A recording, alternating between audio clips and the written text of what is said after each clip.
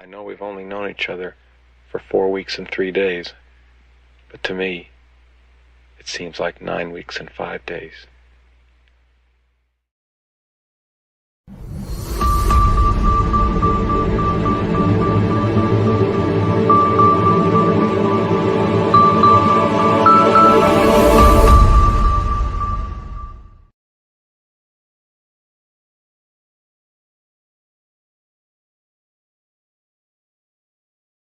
All right, all my passionate plant people and garden enthusiasts. Welcome to the Sunday edition of the Let's Get Growing show here on the Urban Gardener channel. I'm Enoch. I'm your host, and we've got a fun show for you ahead today here on the Sunday edition of the Let's Get Growing show. We got our good friends Khang Starr and Christopher Brandsdal joining with us here just a little bit later on the show for a fun garden roundtable. I think we got them together this time. So it'll be fun. We'll stay tuned definitely for just a little bit here down the road in the show for this really great conversation. We are also in the garden with our good friend Mr. MBC today as well too, coming up here in just a few minutes. Plus jump into the comments there, everybody. We got roll call coming up also here also in just a couple of minutes as well too. So definitely jump in there. Let us know you're here. Let us know where you're growing from, what you got growing on in your garden. I want to hear all about it right there in our comment section there. I'll give you a shout out here for roll call coming up.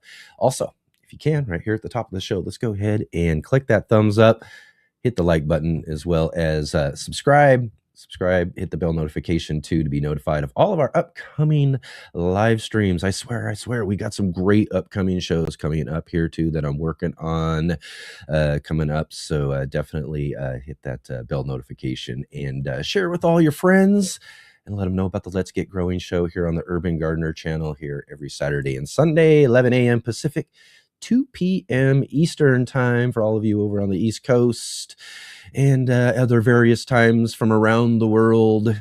Thank you all so much for being here too, joining us from all over too. I love to see everybody from all over in other countries and all that sort of stuff. It's so great. Plus, again, big huge shout out to all of you who are watching the replay on your time. Thank you, Team Replay, for being here. And just like all of our folks who are jumping in the comment section right now for roll call, definitely let us know where you are, what you've got growing on in your garden and all of that stuff as well too, because I love hearing all about it right in the comment section down below, or just drop in and say hi. I love to hear from you. Definitely do that for sure. And again, everybody, if you are here, join the conversation coming up here with our guests. Drop in your questions or comments into the chat, and we just might feature them right here on the show. And of course, follow all of our links down below. Got links to our guests, and go support our guests as well too. It's always great when you go and do that and check out what they've got growing on over on their channels, and show them a little bit of support for coming and hanging out with us here on the Let's Get Growing show. So right on, everybody. Here we are, another fun Sunday edition of the show here, and just trying to get things back on track, getting things going. We got, like I mentioned just a moment ago too, we got some great shows that I'm working on, and we're working on booking and getting things done so we can really ramp this up here this summer season coming up here, and have some really great conversations right here on the show here each and every weekend. But yeah, lots and lots growing on. How are things growing on out in your gardens? I just got out and was taking a walk around earlier, as I do most mornings, to go and check things out, look around and see how things are growing in the garden. And things are looking pretty good. I'm trying to right now, we are having probably our first really hot weekend or stretch of days in a way here in Southern Oregon. maybe close to 100 degrees over the next couple of days. So we're out there just trying to make sure that I'm getting out early, making sure everything's getting a good watering before the heat of the day starts coming on throughout the afternoon and all of that, to make sure that they're just well prepared for some of these really, really hot days coming on.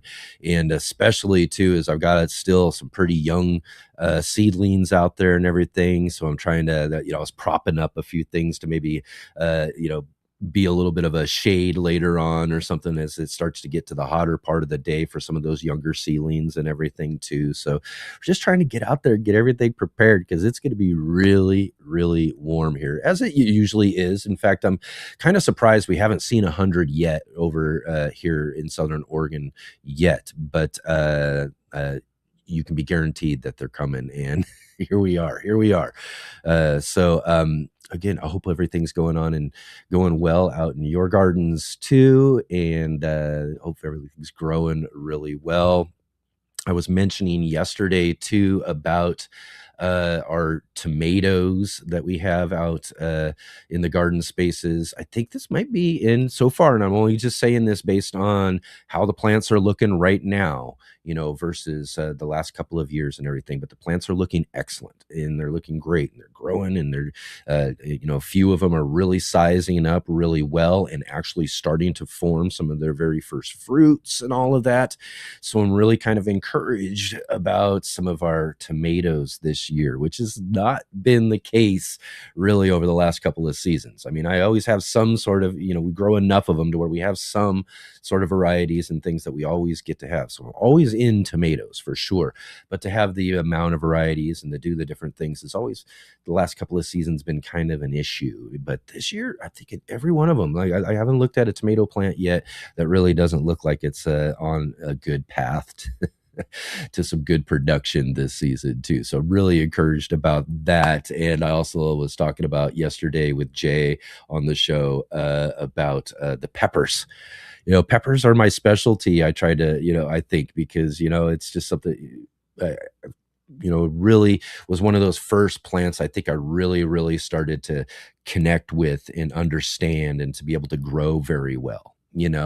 And so I kind of built a system throughout the years that I've been doing it. And I was mentioning yesterday that for some reason, and I think Jay kind of nailed it, is after doing the big series and playlist and everything that I built up and set up yesterday, kind of a culmination of this whole process that I do with all of my peppers. I made this series last year, and then this year I decided not to even follow my own process for growing peppers. I just, with a lot of things going on, got caught and got behind on some things and stuff like that. So, I just kind of planted some things out and came up with this idea that I want to kind of really try to work on a certain type of pepper that I want to grow and everything. And so I didn't follow my own plan. The plants don't look as great as, they're probably the worst thing looking out there, which is really crazy because peppers are usually one of the better things in my garden each and every season. But, you got to go with the flow. You got to go with the way it is, and sometimes things just don't work out the way you want them to. And I've had years and years of just amazing, awesome pepper production throughout our gardens. So, you're due for one every now and then. So so that's for sure. But yeah. So again, hopefully, like I said, hopefully everything's working out for you guys. Jump in there. Let me know. Is there something in your garden growing that's just not growing as well as you had hoped it to be? Is there something that you usually grow pretty well from season to season that you have had an issue with or anything? It's just, like I said, sometimes we just got to go through different things that we're not used to in the garden. And this one just happens to be a pepper year for me. We'll talk a little bit about that because I know my guests here on the show coming up a little bit later, they're pepper people too. So we'll talk a little bit more about that coming up on the show as well too. Also, again, here I got another red, white, and blue. Yesterday I wore my other red, white, and blue flagged cap. So it's a celebration this weekend here in the United States of America. We're celebrating our 250th birthday. Yes, the United States of America is 250. And we're all celebrating this weekend. Some celebrating in certain ways and others celebrating in other ways, but we're all celebrating here. This just a great anniversary for our country and everything too. So happy 250th birthday to all of our American viewers out there. And hopefully you have a really fun weekend this weekend too, celebrating with all of your friends and family and all of that as well too. So, all right, everybody. Let's go ahead and jump in here too, because before I get to falling too far behind here and start talking away with everybody, let's go ahead and get in here and jump in and do a little bit of roll call. Let's see who's here with us today. My name is Kevin. Yeah. That is my name. Yeah. They call me Kevin. Yeah. Because that's my name. Roll call. All right. It's roll call time. Roll call is the time of the show here where we jump into the comments section and give a little shout out to all of you viewers who are coming and hanging out with us here on the show. And of course, we got to definitely start off our roll call with a big, huge shout out to the J-Bot who was here with us yesterday on the show. Jay, our show facilitator in the chat. Keep an eye out for links and further information on different topics and things that we're talking about throughout the show. And Jay joins us from Huron County, Midwestern Ontario, Canada, in the lee of Lake Huron. Thank you, Jay. Thanks for being here. Thanks for all that you do with the show. Let's see, we've got Look to Nature Homestead in the chat with us saying, what's cracking, gardeners? Checking in from the humid swamps of the southeastern Pennsylvania. Blue skies, lots of heat, and plants are loving life. Currently up potting some Deliz strawberry plants. I love it. We were talking a little bit about the strawberries yesterday too.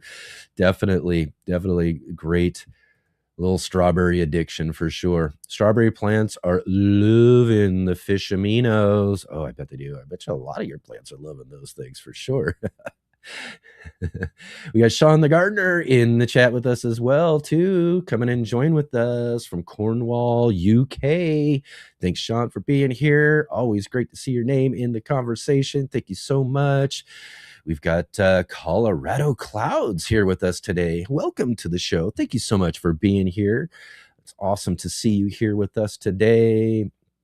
And Rebecca's Garden, good to see you as well. Hello.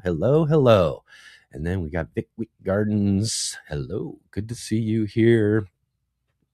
Great to have you here on the show with us today.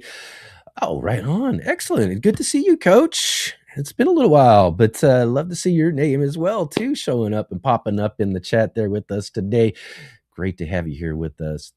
Awesome. Thank you so much. We've got Nope.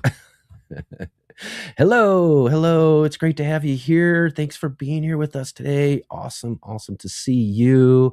Michael O'Connor. Howdy. It's Mike from Alabama, North Alabama mountains. Zone burning hot 8A. Awesome. Nice and warm over there as well too, huh? Yeah, like I said, it's getting cooking around here. That's for sure. And I'm 8B, just a little bit over here on the West Coast, but we're inland. We're in an inland valley, so that's what makes us so much hotter than a lot of the other places as well, too. Coach, planting my second round of micro tomatoes in my towers and enjoying a nice stream of garden knowledge. Awesome. Thanks for hanging out with us here while you're out there planting out your micro tomatoes. Awesome. Excellent. And Look to Nature says, just potted up some bittersweet nightshade that I discovered growing on my property. It's toxic decorative from Eurasia, but gorgeous. Yeah, if you can keep it somewhere and it ain't going to be a problem. It's awesome to have some of those kinds of cool looking, interesting plants that probably aren't so nice ultimately, but great to have them anyways, right? Vic Wick Gardens. I have to remove my grapevines from the old deck because we are having the deck rebuilt. Unfortunately, it's the first year it's loaded with fruit and I'm carefully removing grapevines. Oh my, what timing on that, huh? Wow. I'm just getting mine, and I showed everybody with our little clip at the beginning of the show yesterday too. I've got our blueberry grapevines that are just going crazy out there, and getting my first blueberry fruits popping up on them too. So I'm super, super excited about having some fresh blueberries and trying these ones out, because I've had this plant now for a couple of seasons, and this will be the first time I'll actually get to try them out, hopefully, and taste and see if they are as good as they were billed to be, for sure, because they're supposed to be delicious, really good grapes for sure. Blueberry grapes from Dave Wilson Nursery. So we'll have to check those out. I'll let you all know how they taste for sure. And Lipton H says, scapes here have been harvested. Let the bulbing begin. Yeah, that's right, too. For some folks in some regions right now, we're already pulling. I was telling my friend who's got all of our garlic over at his place, I'm like, let's get that stuff out. It's time to yank it for us. But I'm sure in some places that the scapes are getting out. You want to, like you said, get those out as soon as they pop up and get that first little curl in them, and they're nice and soft and juicy and really good. Clip those things off, and yeah, that'll help promote some just a little bit more swelling in your bulbs for sure. Give them a chance to kind of concentrate their energy on that for sure. And look who's in the chat with everybody. It's Khang Starr, our guest, coming up. Hey, Khang, we'll see you in just a few minutes. All right. And Sean says his dahlias are doing well, considering.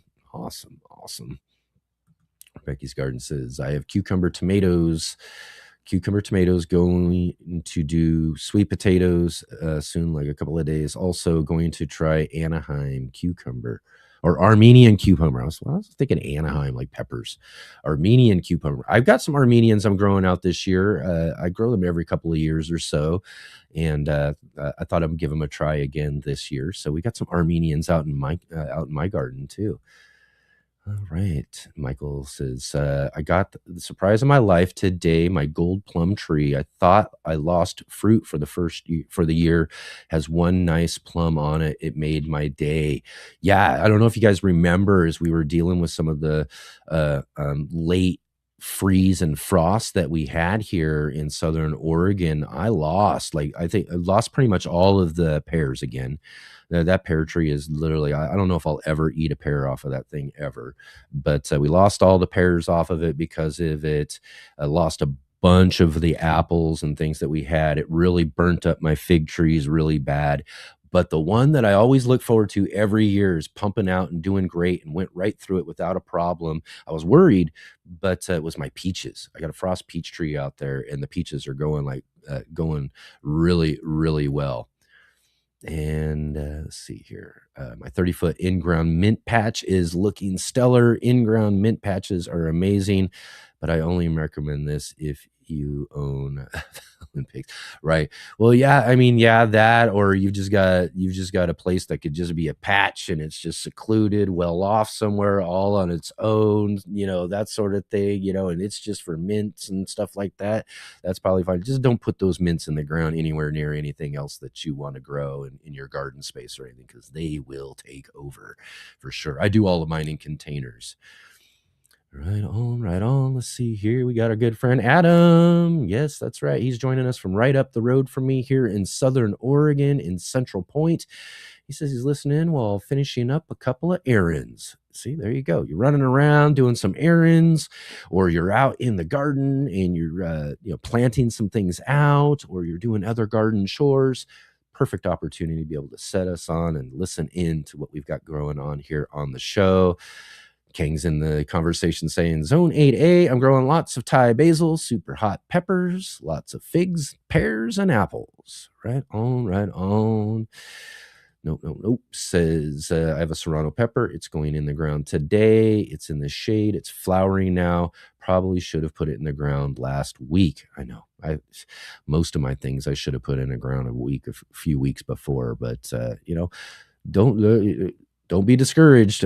Plants will surprise you. I've had this happen so many times where I've worried about being late or doing things, and they've done really well anyways. Excellent. We've got Grow It Alaska here with us as well too. Great to see you. Great to have you here in the conversation with us today. Awesome. And oh, look at that. He's in the chat. There he is. There's our man Christopher as well too. Our other guest coming up here in just a few minutes. I got to get going. We're going to be running late, guys. I'm sorry here, but yeah, let's get moving along here real quick. Nope. Says, Look to Nature says, I think about growing giant sunflowers with electric culture to pick up better Wi-Fi signals.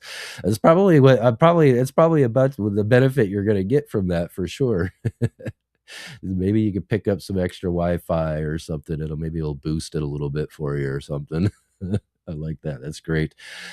Ooh, let's see. Ophelia Do. I don't know if I got that. Ophelia Do, right? How are you doing? Great to see you here today. Thanks for coming in and joining with us and hanging out with us here on the show. Awesome to have you here.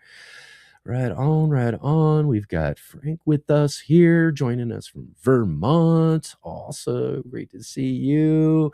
Janet's in the conversation as well from Texas Hill Country in 9A. High in the 90s, though. Good rain, giving good fresh water. Let's see. Michael says, my blueberries are finally ripening. My blackberries are faster ripening this year. Awesome. Excellent. Right on. And Rebecca's Garden says, it's been so hot. I've been delaying getting some in ground. It has to be evening time for me. Yeah. And kind of like I was saying earlier too, I've got some little tiny seedlings, some smaller things that are out there. The big thing I try to do is I'll prop some things up there or whatever I've got to do to try to create some shade, that's going to happen a little bit more later, getting through that stretch of the day where things are just going to get really hot and all of that, just to really protect those little babies. Right on, everybody. Excellent. Thank you all for jumping into our conversation today. Keep the comments coming, keep the questions coming for our guests coming up here in just a little bit. But right now it's time to go and catch up with our good friend, Mr. MBC. He's in the garden, and I think he's got a little bit. And this is, again, too, we had Dr. Jeff on last week. It was such a timely conversation of things going on in my life. Mark sent me this segment, too, and I was like, you know what? I just dealt with this, too. So this is probably good for everybody else as well, too. So let's jump in the garden, see what's up with Mr. MBC.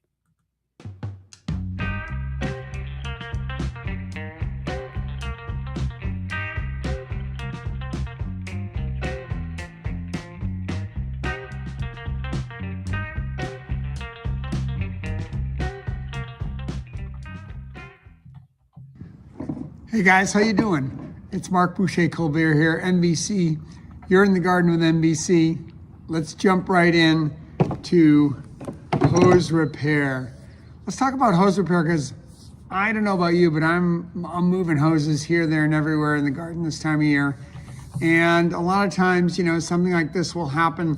This is from a 100-foot hose. So there's basically like 98 feet of good hose left and a 2-foot section that got mangled.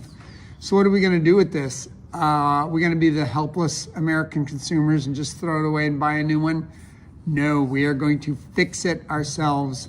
And knowing how to fix a hose also allows you to make customizable sizes, right? Let's say we just need a 2-foot section for some purpose in the garden, something to fill a bucket with. We don't want the whole huge long thing. We can make hoses ourselves from old pieces, or even getting a new hose and cutting it up to the size we want. And we make 2 short hoses out of 1 long one, et cetera, et cetera. To do that, we're gonna need a number of fittings. And a fitting basically is something like this. I'm showing metal fittings here. They also come in plastic. Let's see, I got a plastic fitting here, but I prefer the metal just because of the additional durability. There's going to be a part that actually inserts into the hose, and there's usually going to be some kind of a collar, and those are going to fit together to ensure a tight fit. You've got all kinds. You can get a hose mender, which will just take care of a cut somewhere along the midsection and join 2 pieces of a hose. Or you can get what's called male or female threads. I'll let you use your imagination to figure out why they're called that. but kind of a receptacle thread or something to receive threads, or that is threaded. I guess they're both threaded. One's just threaded inside, one's threaded on the outside. That will allow you to fix whatever end of the hose you need. Some of them have a screw-on collar, and let's try that now. So basically what I'm going to do to make a hose repair, I'm going to need some sharp garden clippers. Fortunately, as gardeners, we tend to have these because you're going to want some kind of a clean cut, right? You're going to want to squeeze the hose and make a nice, clean, straight cut if you can. In the summer, this is not always a problem. It's hot outside and you can get the hose usually pretty flexible just by leaving it in the sun. In the cooler months, if I'm repairing things in the spring or maybe even over the winter, I sometimes bring a thermos of hot water with me, and I'm going to be dipping the hose in the hot water to make it more flexible and able to receive this. Usually what you can do with these end pieces, there's some kind of a taper to them, and they have little collars on them that grip as you go in. So once you put this thing in, it can be difficult, as you would expect or hope, to get it out again. The problem I can see with this built-in collar already is that, as opposed to this, if I put this in and I don't like it in there, I can cut the hose with a sharp utility knife or with the blade of my clipper, kind of like this. I can slit the hose, cut it lower, and then slit it and take that off and redo it. With this kind of a collar, it's built into the piece, and it's going to be a little harder to get access to the hose. But let's just try this. To make this work, we're going to need to put the collar on first, right, with this kind of hose, and in the correct direction so that we have the threads ready to thread onto here. It's funny how when you're doing even small little repairs like this, there's a lot of ways this can go wrong. Like, let's say you put it on like this, and then you get to this section and you've inserted it in, then you try to make it fit, and you're like, oh gosh, darn it. So you want to kind of think it through before you get too committed to any one thing. Think through how your repair is going to work. All right, I think we have the threads facing correctly. Now I'm going to kind of jam this thing in and wiggle it and let the hose advance up that neck. Now, because I'm just making a short section here, I could have put this on the other end, right? If I don't have anything on the other end, I could just thread it on the other end if I make a mistake, but it's probably best to think things through sooner rather than later. I'm going to tighten up that collar, and it should make a nice tight fit, right? We want that to, there may be some leakage. I'll sometimes have a little leakage from a hose repair, but I'm not that worried about it, especially if it's not being left on all the time. If I'm only running water through it, like with a timer or something, and then the water, when the water's off, there's no standing pressure in the hose. I always advise putting timers at the source as well, so that you don't have the water pressure through this hose at all times or for long periods of time when the water isn't running to your garden. Because as you can see here, hoses have a number of layers, right? The outside layer is really just that. There's also an inside plastic layer, and then this one has a fiber mesh to reinforce and strengthen. And if you keep pressure on hoses that really aren't designed to have the standing water pressure, you'll sometimes get these bubbles and boils, weakening of the cell wall, not the cell wall, the wall of the hose.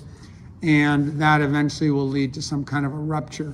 So whether your lawnmower does it for you or just pressure does it, you can get a rupture. So you want to keep the pressure off and just allow the hose to be a pass-through. Let's talk about diameter too. We didn't talk about that. I have two different hoses here. Let's compare clean cut to clean cut. And we're going to see two different diameters here. And why is that important? Why are hoses different diameters? Well, the bigger a hose is, the less friction than it'll be as the water runs through it. So you're going to get more water pressure transferred from point A, end of hose, to point B, whatever kind of implement you're using to spray. So this is a 3/4 inch diameter hose, and you would find that out by measuring the inside diameter, right? You can see the wall is kind of thick on this hose. It actually has a measurement itself, and the inside diameter of this, if I measure carefully, I can see that it's 3/4, and if I go from outside to outside, it's about 1 inch. So we're going to be gaining 2/8 on either, 1/8 on either side to make the whole thing 1 inch. We're talking about 3/4 is the inside diameter. That's a pretty big hose, pretty wide one. Most people have 5/8, which is what this one is. That's kind of a standard. And you'll see with this packaging, this, for example, is for a 5/8 inch hose. Here are some of these brass ones that I have. This one for hose repair says 3/4 and 5/8, 5/8 and 3/4. So it's kind of multi-purpose. Let's talk about this other style where we have a metal collar and a plug. Now so I have a female end here. I want a male to match. So I'm going to do this to make a short hose. You can see these things are kind of hooked together with a plastic tab. Here's where your clippers come in handy again to cut that and release parts. All right, I have a sleeve and I have a plug. The sleeve has 2 screws that need a Phillips head screwdriver, which I have here. That's the one with the cross section compared to a flathead screwdriver, which we'll use in a minute anyway. So I just take off the screws, open up that sleeve. You can either fully take them out, or sometimes you can leave them in and just make the collar big enough to slide over the hose. If you want to slide the collar, you slide it on obviously first before you put the plug in. Let's see if it'll go. Sometimes, it'll gap. If you can see there's a gap that opens up and you can slide it on. We'll wiggle it in, pressure it in, heat it up maybe if we need to expand the hose. Get the collar up close to the plug and retighten.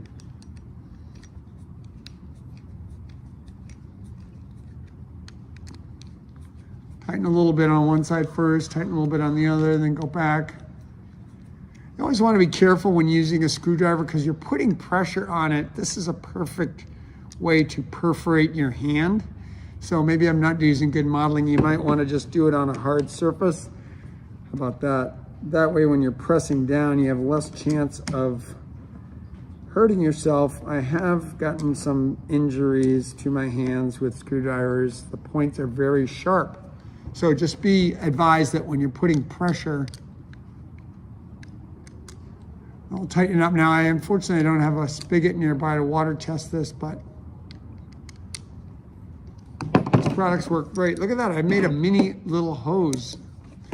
And I know I've got the right parts because they can thread together very nicely. It's kind of like that, the mythological Ouroboros, the snake that is eating its tail, right? Isn't that cute? To me, this is an essential skill, just learning how to take care of stuff, repair things, and not have to be buying stuff and throwing things out. Especially like we're talking about, I've got a 100-foot hose, the mower went over this, and now I've got a 98-foot hose that is still perfectly good, perfectly usable. And just knowing some of these simple techniques, I can fix this stuff. Let's talk about one more scenario though. I have, especially with the bigger hoses, the 3/4 inch ones, I've used some of these collars, and even though the plug part fits in, here's let me show you the hose repair.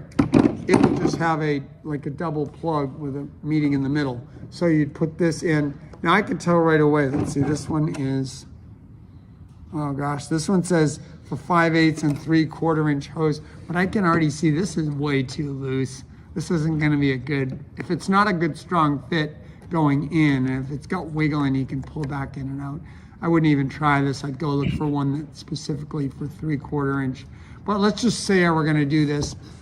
And I've encountered the problem where I come to get this collar and I try to get it on and it really doesn't fit the hose. The outside diameter is just too big for this collar. Then you're gonna need a hose clamp. These are these ingenious little devices that have like a little screw inside, and the screw interacts with these little notches on the band. So you're gonna have a flat blade screwdriver here. Get it into the slot. You can open it by turning it to the left. That will increase the diameter. You can actually open it so much that the little tab comes right out. Let's try to do that. Now, these things are kind of devilish in terms of keeping that flat blade inside the slot. So you can also get a hex driver if you have one, or a socket driver, I mean. See, that can come right open. You could put that around something, and then you've just got to kind of have enough room just to get it started again. Get it into the kind of screw mechanism in there, and then start turning it to the right, and that will tighten it. And there's a lot of room, there's a lot of slippage with this. So again, protect your hands, maybe wear a glove, put it on a different surface. And then you're just gonna tighten that up around the hose. So, you know, in this case, let's put this on. Yeah, now it's stuck on here, of course. See, I got it just big enough to fit on here. I'm gonna get it. I put the plug in, of course, like I said, I'd want a tighter fit, but then I can really crank down on this hose clamp. And slips out, be careful. Flat blade screwdrivers can also give you damage. So this is gonna put a lot of squeeze on that hose. It might actually even make this acceptable. I would expect some leaking from this though, just because it didn't have a tight fit to start with. But anyway, in a pinch, it would do. So, you know, since it's the beginning of the summer, the hot weather season, I like to just go to the hardware store and make sure I have one of each of these on hand, a joiner for a break in between the hose, a female end that has the receptacle end there, and a male end that has the thread visible. And then you will be in a position to fix or make hose pieces, whatever you need to do. Again, there's some cheaper versions in plastic, but not a big fan of plastic when it comes to durability. So I go with the metal. I hope that's helpful. I hope you're feeling empowered in terms of just doing some basic fixes. We need to become a nation of fixers. We can't just be throwing crap out, right? This is not how it is. So as gardeners especially, we're concerned with sustainability. We want to make a better planet. Let's learn to fix the things that we have so that they last for a really long time and we feel empowered and keep more of our money for the things we like the seeds and the plants and the things that we love and that will nourish us. Hoses, important but not so beautiful. Let's just keep them functional, right? Look at that. The circle of life, right? We make the material and then we keep it going by fixing it. Bye.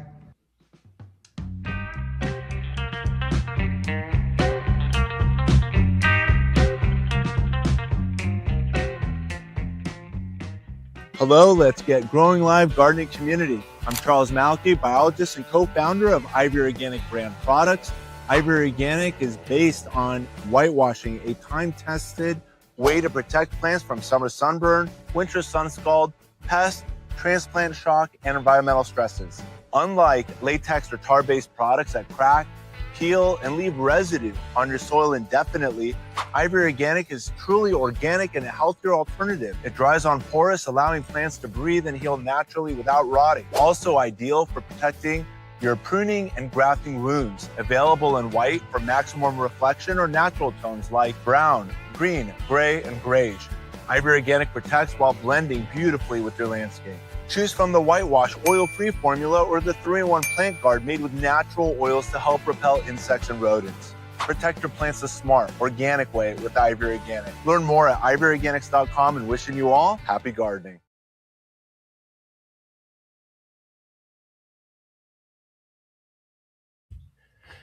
Oh, got to make sure I put myself back on there. Hey, everybody, welcome back. Welcome back. Awesome. Awesome. Thank you to Ivy Organics for, again, we premiered this yesterday, the new Ivy Organic ad for the show today, too. So that's great. So go over and check out ivyorganics.com. And go get some of that 3-in-1 plant guard there over at ivyorganics.com and use our promo code GROW10, GROW10, and get 10% off over there. And also, too, again, thanks, Mark, for such a great in the garden. We all need a good garden lesson. And it is that time of year also, too, where and he was talking about, keeping pressure inside of the hose, as you have it on and everything. This was the issue. I try to remember to get back to the thing and turn off my hose, and I ended up leaving the pressure on, and it was an older hose and all of that, and that thing bubbled up in the sun, in the heat, and just popped throughout some part of the day there, and just started spraying and getting everywhere. And I wasn't even home. My neighbor had to get out and turn the thing off for me and everything too, but I had to get out there and do a little bit of a hose repair too. Luckily it was, only like the where it popped and swelled up on the hose too was only maybe about a foot or two down from where the end of the hose was.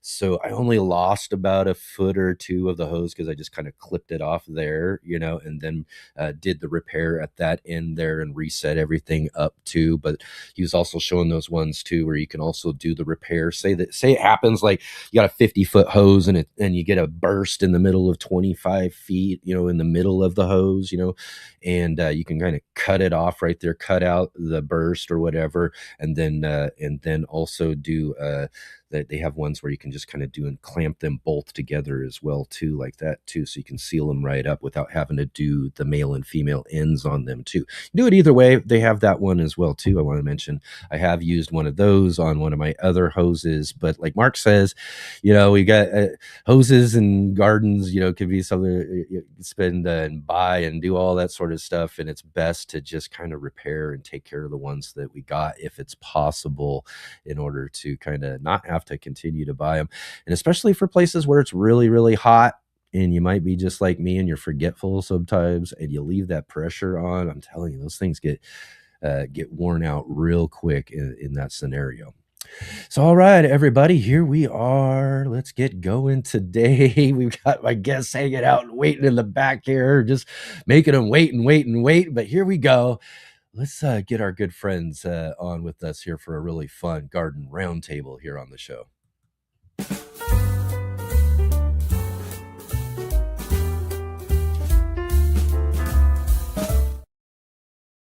All right. Let's welcome to the show. Let's get on here. Wait a minute. Where are we at? Oh, there we are. There's Christopher Brandsdal joining us all the way from the mountains of Norway. How's it going, man? And as well, too, we got our other buddy, Khang Starr. He's with us this time. Yay! We got Khang with us. Awesome, guys. Great to have you all here with me today. How's it going? How about you, Chris? How's everything going over there? Everything is fine. As usual, hectic, busy, lots and lots going on. A lot of things going on. Wonderful. Awesome. Well, thanks for taking time out of your hectic, I'm sure it's getting pretty late over there. Your hectic evening, I guess, right? This is first priority. First priority every time. There you go. Perfect. I love it. And Khang, we got you with us this time. Excellent, excellent, excellent. How you doing over there down in Texas? Is it warming up or what? Oh man, it's very warm. I just came outside to check on my garden. I'm sweating already. You can see. Yeah, I know. I was too for as early as I thought. I was like, oh man, it's already cooking out here. I was like, man, Yeah. yeah, we're expecting maybe close to 100. It might hit 100. We're not sure Oh, yet. man. You know, over today and tomorrow as well too. So we'll see where things go. But it's starting to cook for us here in Southern Oregon. We have 50 Fahrenheit. 50 Fahrenheit? Yeah. Oh my gosh. It's nice and cool. Rain and 50 Fahrenheit.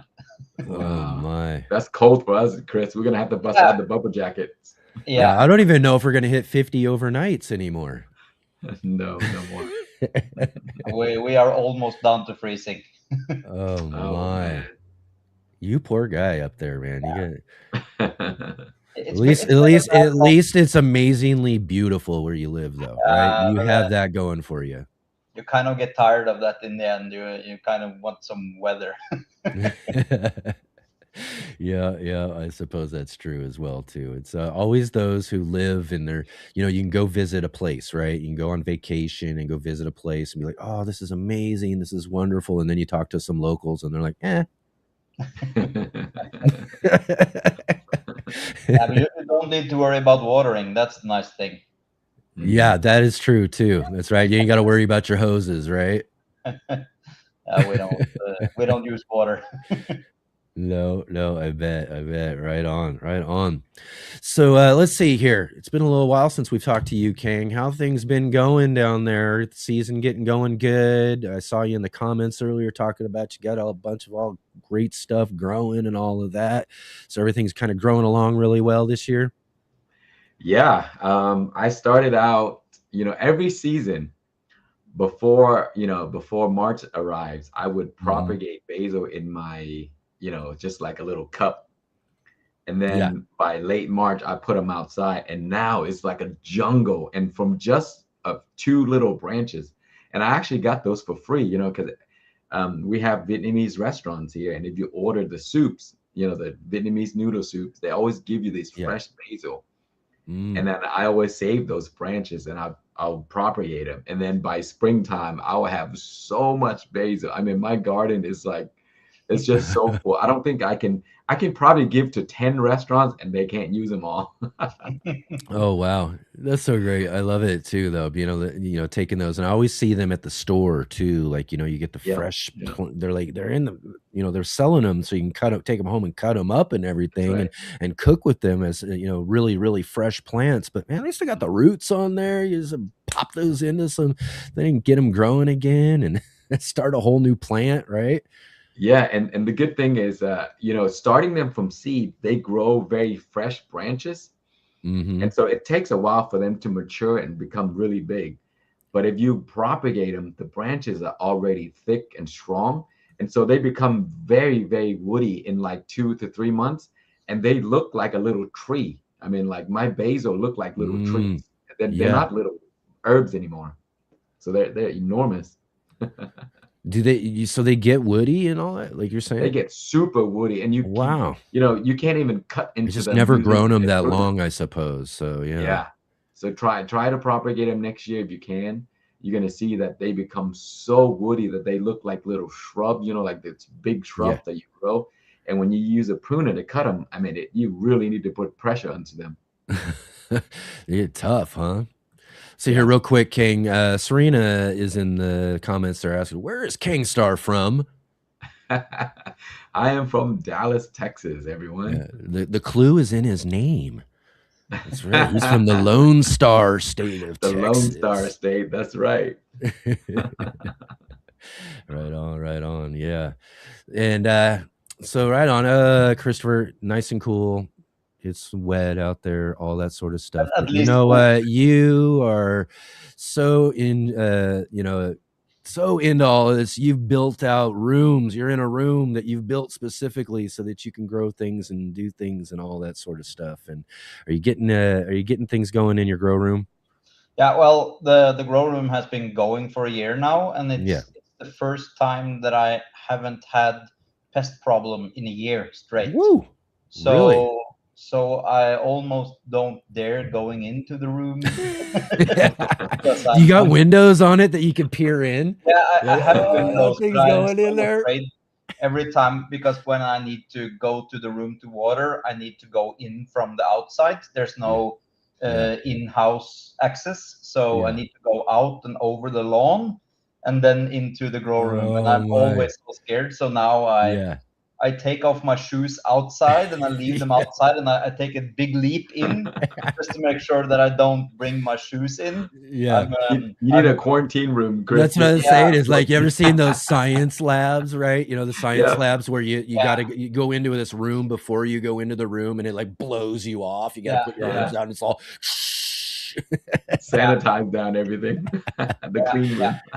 That's exactly how it feels. And put on a white suit and a helmet and all of that. It's my new mission to Mars. It's what I do here. So I'm getting very paranoid, to be honest. I'm afraid of losing everything now, because the grow room is doing fantastic, and I think that's because I haven't paid attention, and the plants haven't been bugged by me all winter. They have kind of just done their thing. They have only gotten water and some nutrients, and that's about it.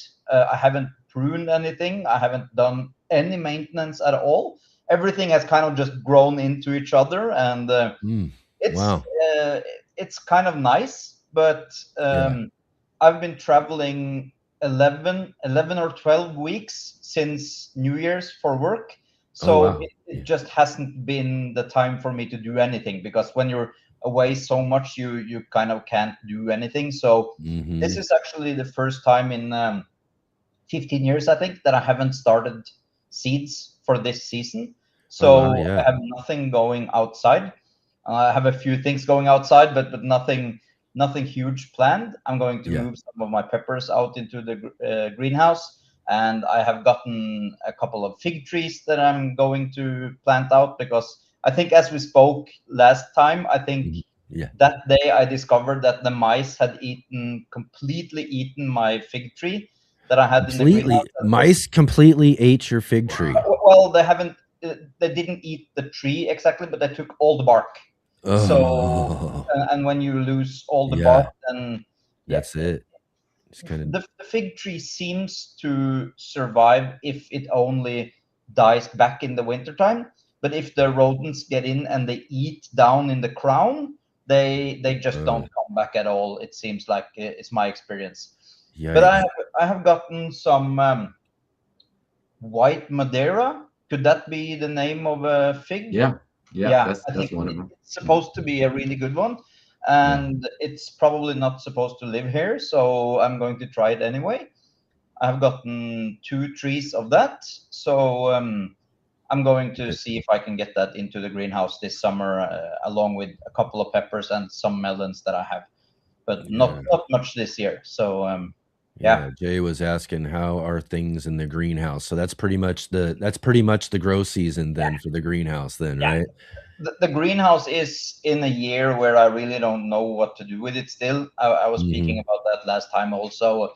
The greenhouse is getting old. The sheets on the greenhouse are about 20 years old now, and I think they should last about 20 years. So it's almost close to closing time for this greenhouse. So I'm wondering what I should do next with it, but I'm not going to do any huge plans inside the greenhouse until I figure out if I'm going to just buy a new one or replace the plates that I have on it right now, or what I should do. Big decisions to make, huh?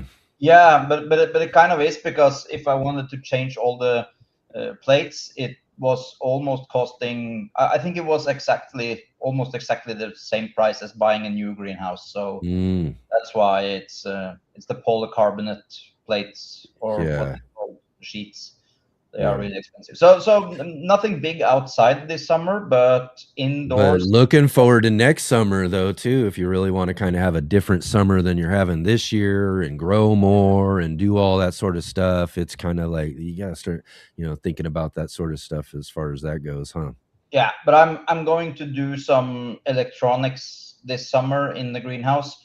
I'm actually, as we started it up here, I was sitting here working on my computer for the greenhouse for the watering and ventilation and everything. So I'm just gonna rip out everything in the greenhouse except a couple of things, and then I'm just gonna rebuild the electronics because then I have space for it. So I'm gonna do that instead this summer, I think.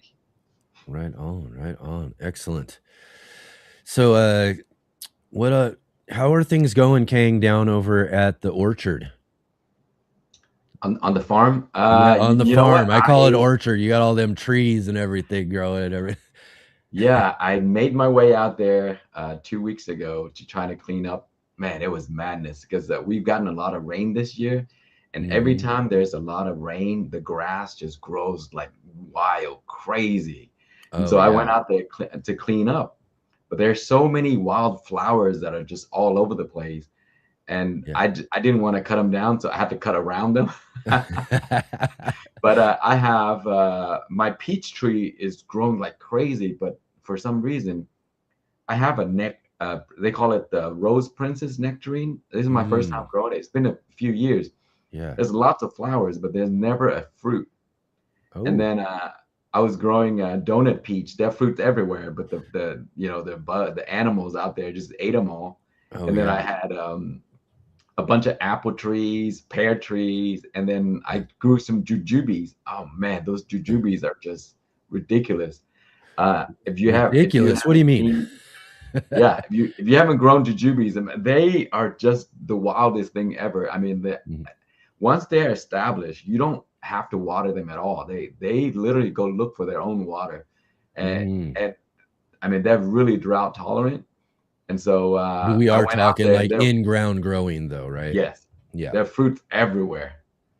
Wow. And so my nectarine, it's huge, but no fruits yet. So maybe next year. Oh man. Yeah. Peaches and nectarines and those sort of things are like my favorite. And as I was talking about earlier, and it was probably around the time that Chris was on with us last when we were talking about, I had like this real late frost that happened this year. And I was mentioning that a little bit earlier too, is that it wiped out pretty much everything on my pear tree for sure. Didn't get any fruits off of that. And then my apple tree, I would say that there's still a few, like a handful of apples on them, but most of them really kind of got hit by that. And then my big worry was my peach tree, because that's one that's one that gives me produces so well every year now. It's my favorite. I love peaches and that sort of thing. So I was really worried about that one, but it's a champ. It's out there like no problem. And I think that's probably why they call it a frost peach. I don't know. Because it's certainly fitting to its name, because it survived all of that stuff without really too much of a problem. But and my fig trees just got like, oh man, because they were already producing a bunch of leaves and everything. It was getting warm enough, and they were just like, oh, let's stretch out, let's produce a bunch of leaves. And then this freeze happens and just burn off almost all the leaves off of each of the fig trees. But if you go out there and look at them now, it looks like nothing ever happened to them. Yeah, I got a lot of fig trees going on right now. And the thing I love about figs is like I took a cutting from last year. It fruited the same year. And then this year it fruited even more, and now it looks like a pretty big tree. One of the fastest growing one that I tested was the what was it? Oh my gosh! I think it's the Ronde Bordeaux or something like that. You ever heard of that one? Yeah, yes. That's the one I still want to get a hold of, man. I've been. Oh man, I hear about that. I got a ton of them. Yeah, I've been hearing about that one over the last couple of seasons, and I've been like, I got to get that one out there, because they produce so early.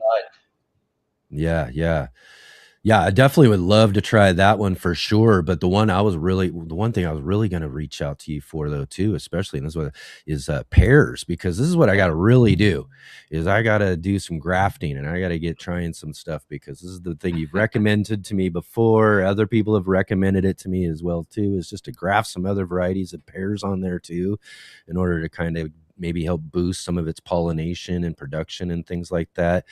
But I don't know. I mean, I really, that freeze, it wasn't a frost. I mean, we had a really hard freeze, just really did it in for me this year. So I think that's probably my goal. Is just to get a couple of other varieties on there, get it all set up, and hopefully get those, grafted on and holding on really good for next season, and maybe see if that'll be helpful or not. Yeah. You have any recommendations for some good pears? Yeah, pears, it doesn't matter how cold it is. I think it can live down to -10 degrees, so it's fine. Mm-hmm. Yep. One pear that I tested, Chris, you're gonna like this, is it's called the Orient pear. I don't know if it's just in the name. I don't know if it's an Asian pear or not, but it's called Orient pear. Okay. And I took one graft of those and I grafted on my tree. Man, that thing grows so crazy. That so you got like this one graft branch that's all like exactly. It's just one graft that it looks like a tree by itself while my tree is still small, and I have to cut it back because it's so rigorous. I think I might have to chop that off because it is just too much. It's one of those fastest growing tree I've ever seen of all the grafts that I've ever done. It's crazy.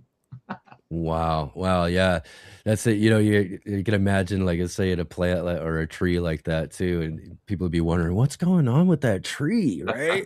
it's got a whole tree. It's growing crazy over here. And then the other ones are just kind of doing their thing. Yeah. Exactly. Maybe it could just take over the whole tree and just eventually conquer out the other grafts, or? Yeah, that's the problem. If you have multiple grafts, you want them all to grow about the same, because if you let one take over, it'll take all the energy away and slow the other ones down. Yeah. Another thing I was trying to tell Chris is I grew an apple tree from a seed, I think maybe 3 to 4 years ago. And and as it was growing, I chopped the top of it off and I grafted onto my mature apple tree, and it finally fruited this year. Oh. Actually, it produced flowers this year, but the original tree is still small. Yeah. But the grafted piece is enormous. So wow.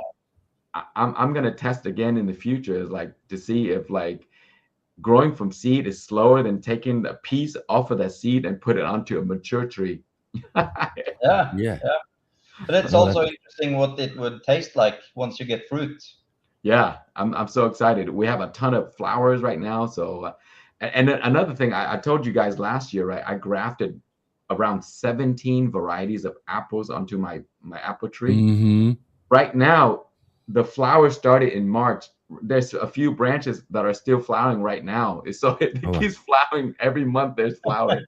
So I might get flowers all the way to the end of the season or something like that. But that just means that you're going to get ripe apples at different times then, right? Right. Yeah. That's so cool. See, but that's what's awesome about doing that sort of thing is that aspect of it, right? That we can, not just have a variety or a bunch of different types of these fruits growing on the trees, but we can get the ones that, mature at different times throughout the season so that we're in whatever fruit throughout the season. Mm-hmm. Yeah. Yep. That's just really awesome. Excellent. I was mentioning earlier too, let's talk a little bit peppers. How are peppers going, Khang? I know you mentioned in your comment earlier you got a bunch of super hots and all that sort of stuff. Peppers growing really well this year. Yeah, my peppers are going mad right now. I'm growing the Khang Starr white ties. I mean, all over the garden. They produce like crazy. And so I make a lot of dishes out of that variety. So I always grow a bunch of them. And then last year I grew 2 varieties indoors, the chocolate primo tally, and then I also grew a death spiral. And I was like, you know what? These might look good if I cross them. And so I crossed them. Yeah. So I have a hybrid that I'm growing right now. So you're still waiting on pods and stuff to see how well it turned out and everything. But that'd be great. They're about to cross. They say that chocolate primatali, barring what we know of that pepper X, which we don't know yet, right? But that chocolate primatali is supposed to be even hotter than the Carolina Reaper, even, right? I mean, they're pretty hot. I can't tell. if they're past a habanero, I don't know if I can tell which one is hotter anymore. I know. You've pretty much burnt off those things on the tongue, right? I can't do that measurement much anymore, huh? I can't imagine how could it be hotter than a Reaper, So yeah, that's right. Yeah, so for me though, and I was mentioning earlier, I've learned a bunch of stuff over the years and have created this whole kind of pepper growing system. And in fact, probably half of my system comes from things I learned from my man Khang Starr, for sure. So, and I went through and I thought, oh, you know what? I'm going to make a really good series and just kind of detail and do videos and take people along the whole process of how I, start up and grow, the pepper plants and everything too. And then I did that and everything. And I think Jay was right when she mentioned what she thought was the reasoning for this. But this year I didn't do any of it. I didn't follow my own plan at all. I was just like, she's like, well, maybe, after all these years and you put a bunch of energy into that, maybe you got a little burnt out or something. I don't know. It must have been something that was just kind of like, subconsciously happening or something or whatever. But it's probably a lot to do with running behind with a lot of stuff as well. But man, and I did. Here's another thing though, too. I went and dug through some old seeds. So I was like, you know what, instead of getting some new stuff, I'm going to go and try to grow some ones that I haven't grown for a while. And so I planted out a bunch of stuff and started some seedlings and everything. But a bunch of them just didn't come up and didn't work out right, whether I did this and that. But I did get at least one plant of about 5 or 6 of my KS varieties. So I do got a bunch of Khang Starr varieties that hopefully will come up. I've kind of got the best ones out there. They're all planted out, so hopefully they'll grow well and everything. So I got a bunch of Khang Starr peppers out in my pepper garden, and then I got a couple of sweets. And then my big thing is that, and I think I mentioned this to Chris last time we were talking, was Chris sent me Sugar Rush peach seeds many years ago. Yeah, those are nice. And and I grew them out for a couple of seasons, and then I think it was like in the second season I had a plant where it made these ones, and I call them puckered, but it's like instead of the pointy end's growing up inside of the pod. So it's all like growing inverted into it, so it makes this kind of cool little puckered bell instead of a straight long ahi type, right? And so I was like, I want to try to save seeds from those specifically and see if I can't grow them out and get the plant to produce mostly those types of pods. And so I started on that, I think the next season or whatever, and then I kind of didn't follow through the season after, and those seeds kind of got put away. And so last year I was like, I want to try this again. I had the seeds and they were in there. I'm like, maybe I'll try this again. So I grew some from the original seeds that I had left that Chris sent me, and then some from the ones a couple of seasons later that I had those puckered ones on, and it just to kind of see if the difference and all of that, and to kind of see how true it was in a sense, and really did. It ended up with like maybe I'd say about 40% of the plant produced some nice bell ones I was looking for. So that's my since I got those, I was like, okay, that's what I'm gonna do. I'm gonna breed these down and try to see if I can't get as many generations as I can in the next couple of seasons, and see if I can't really get the plant to really primarily produce those ones, and I don't know, have my own version of Sugar Rush peach, right? Yeah, that'd be really cool. Here's another thing you could try, Chris and Nina. I used to take seeds out of the pod and then dry them and then save them in the bag. And I find that it does work well, but they don't last very long, like 2-3 years, and they expire. Yeah. But if I dry them inside the pods itself, like naturally dry them, I can keep them like 5 years. They still sprout. Have you tried that? Yeah. I actually, that's how I actually did with those puckered Sugar Rush from last year, because I was meaning to, like, and again, this is my busy life, right? I was meaning to, I'd take a couple of the pods that I thought were perfect, and I'm going to save seeds from those ones specifically, and I went and set them on the counter. I was like, I'm going to go and cut those out and save the seeds at some point in time, and then a couple months go by and I go back to the counter and there they are, all dried and shriveled up and everything. Yeah. But that's what I did was at the beginning of this season when I went to go sow them out was, just pulled them right out of that dried pod and put them in there and everything, and they just popped up like perfectly and everything. So I could definitely see that being a better strategy, maybe. Yeah. But when you dry them in the pod, how do you dry them in the pod to make sure they don't rot in there? I put it in a little cup, and I just place it under a place where there's plenty of light, like near the window. If there's plenty of light, the mold doesn't seem to grow, and they dry naturally. Yeah, but so you place it in direct sunlight to make it dry. Yeah. And once they're dry, you can put it away somewhere, and it seems to last so much. Because I have a bag that I labeled 2020, and then I took them out the other day and planted them. I was like, oh my gosh, they all came out.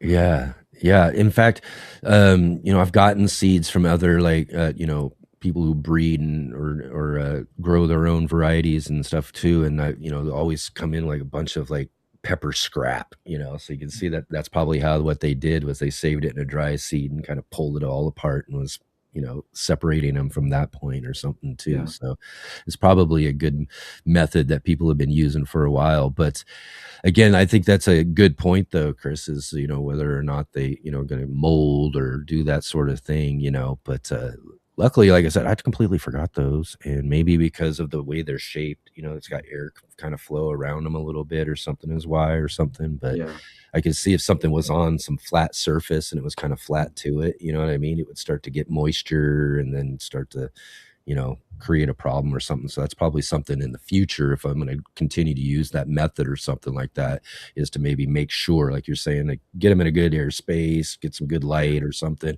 or maybe even place them on like paper towels or something like that can absorb any sort of moisture. That if the pods are thick, because they take a long time to dry the pods, you cut into them. That way the air can get inside of them as well too. That's what I usually do. If the peppers are so a good thick idea that too. It might take a while, I'll cut into the peppers and then allow them to dry that way, and it doesn't mold if you allow airflow to come through it.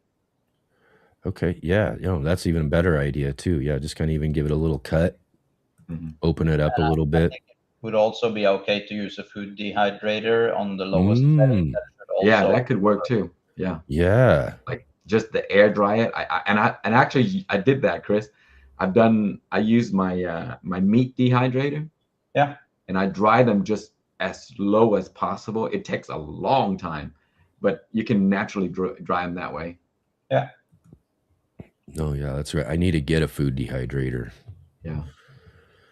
They're really cheap on Amazon. I got the one with like 5-6 trays. Works pretty well. It works great. I mean, I've had it for like over 8 years now. It's still working. Right on. Excellent. It costs maybe $40, I think. Oh yeah, definitely. I definitely got to try that and get one of those, especially as I am, trying to grow multiple generations. Soon as I get a good pod off of these plants, pop them in a dehydrator real quick, dry them down a little bit, and then start those seeds right up and get another plant going. Right on. Excellent. How about you, Chris? What are you mentioned pepper plants that you were going to move or do something with? Which kind of varieties are you playing around with this year? I only have some South American rocotos. So I'm growing the black seed peppers. I think they might be my favorite, although they destroy me. It's a really good pepper. It's such a deep burn on those peppers. It's such a deep burn. It's hard to explain how the burn is, because normally we would use onions. That's the normal thing we would get in Norway, but those are completely destroying me. Those are the ones that I'm not good at taking those cayenne peppers and also jalapenos and bird's eye. All these onions, they are completely destroying me. But I can take habanero better. But the rocotos has a completely different style of burning, in my experience at least. And they're so juicy. And Yeah, I just really love those peppers, but yeah, I don't need many of them. They are quite strong, but the taste is just phenomenal on these types of peppers. So those are the ones that are going outside. I've had them in the grow room. I have two in the grow room, and one is chock full of peppers. So I'm thinking of maybe keeping one in the grow room and taking one outside to see how it grows, because I would like to keep one inside also, so I could have a really good pepper going into the winter season. That's almost more fun to me than to just put it outside now and have one harvest and then throwing away plants, because it's never going back in. I'll promise you that it's never going back in. So you learned your lesson, Chris. yeah, I've done this so many times now, and I just don't have the time to stomach the loss of a full garden. Yeah.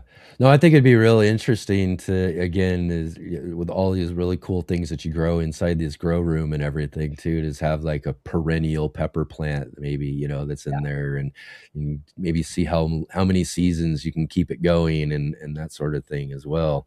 Yeah, But I want to do that, but I want to do that with the chinense, because they, for me, those are the most robust plants and the simplest one to play around with and do things with.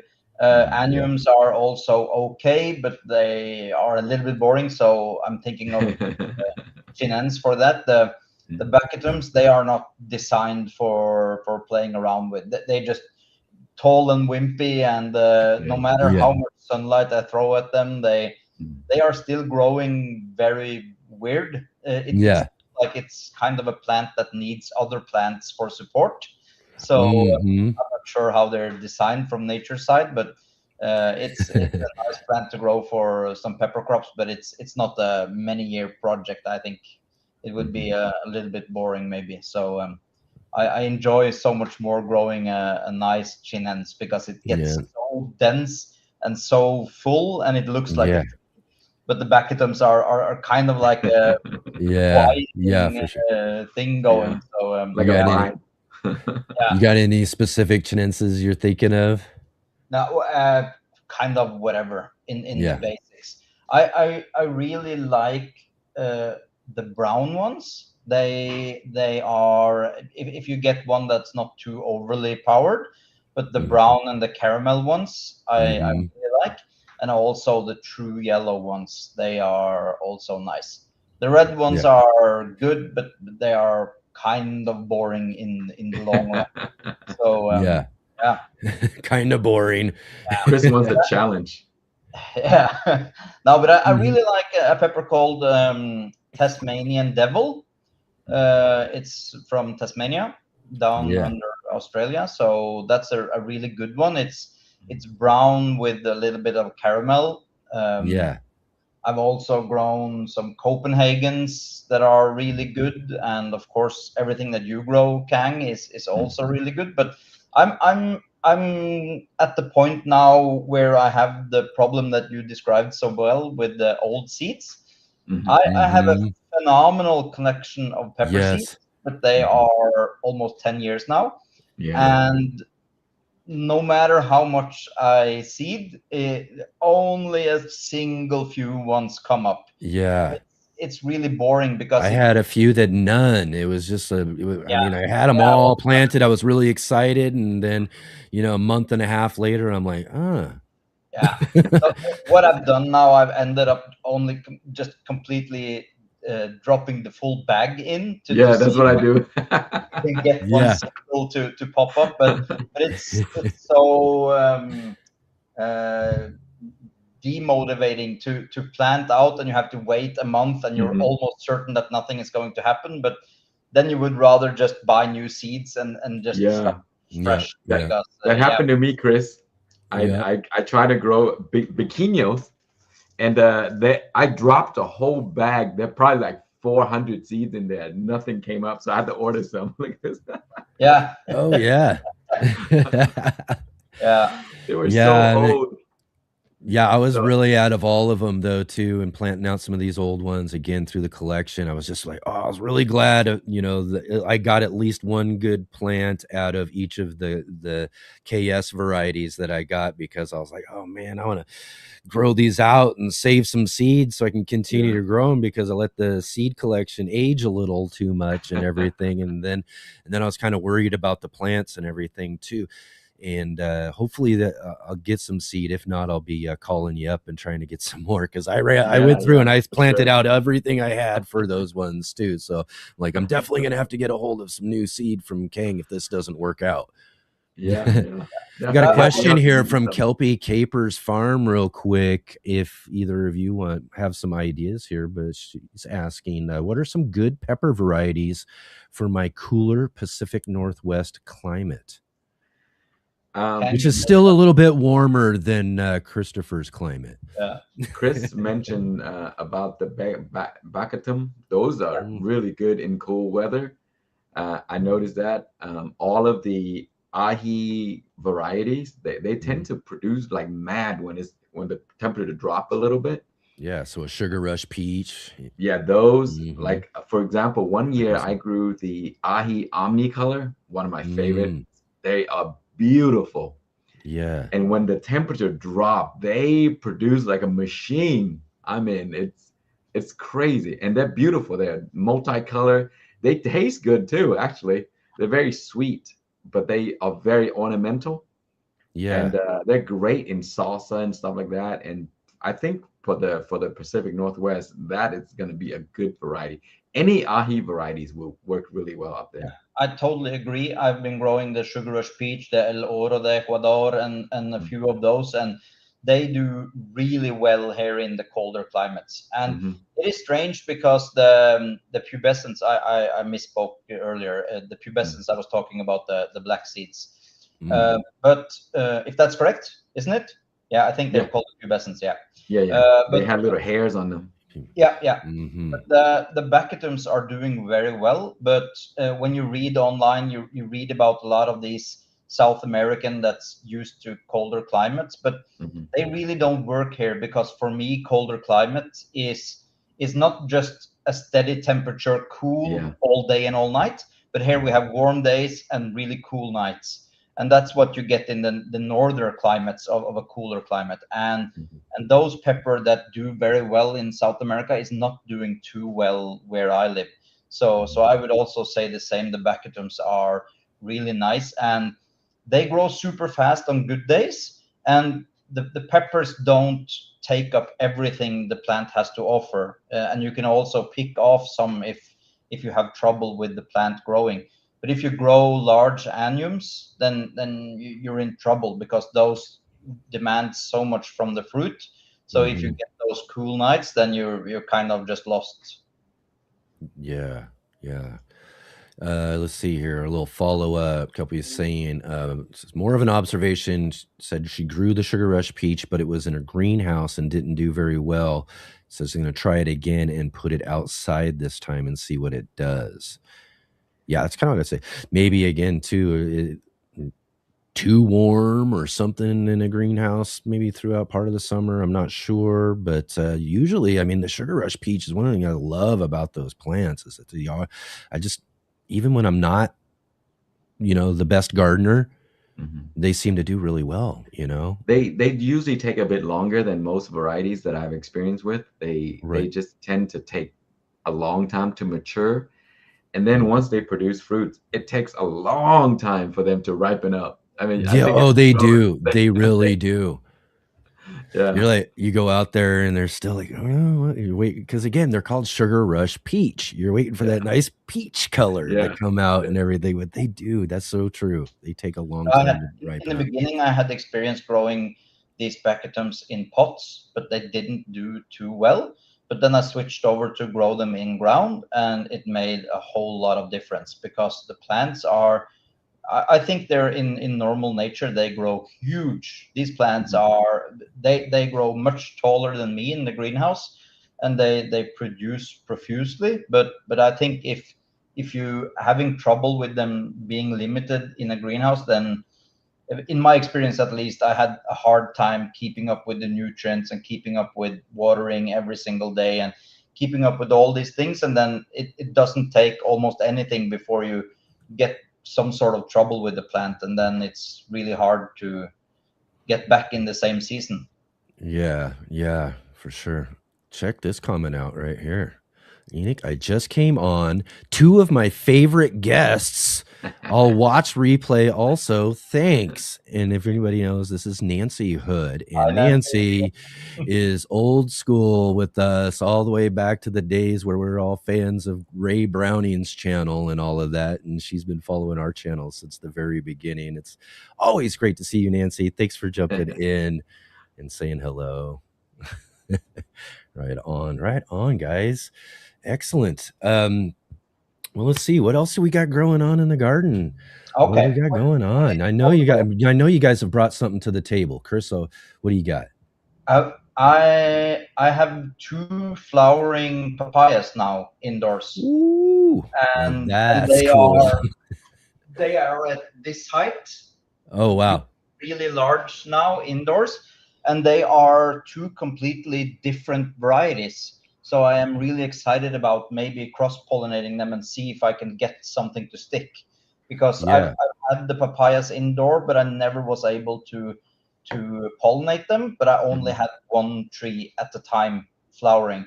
But now I have 2 completely different. They even look a little bit different in the leaf structure. Okay. So I'm really excited to see if I can finally get some pollination on a papaya indoor. That would be just phenomenal. That would be amazing for sure. I definitely got to see that if that comes that happens for sure. That's amazing. Yeah.